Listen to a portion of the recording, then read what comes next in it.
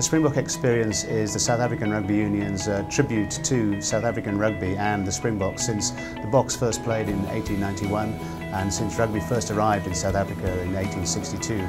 It's a modern, world-class interactive museum which really showcases South Africa's passion for the game, the success and some of the low moments of South African rugby, all set in a fantastic environment here at the V&A Waterfront in Cape Town.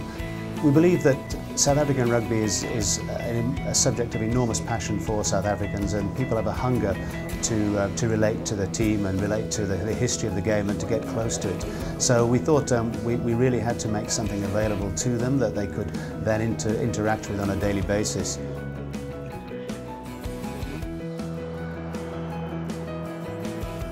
What we also have is a Springbok Trials zone. We realised that children are also frightened of museums and we wanted to engage them.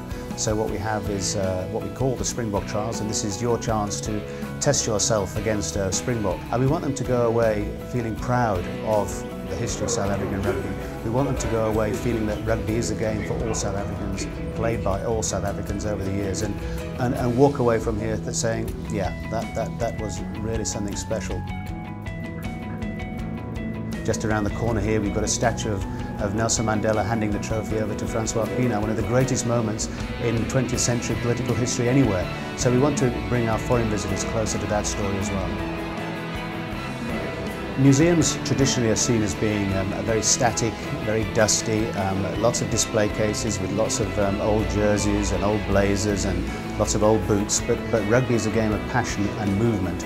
And what we wanted to do in this design is to bring that passion and movement into the museum and into life. So the first thing you experience is voices, you experience audio, you see match footage, you see stories of old players but told in an interactive digital way with old photographs and touchscreen technology. So immediately that passion and movement and excitement that all sport is, and that rugby particularly is brought to life in the way that it's being realised.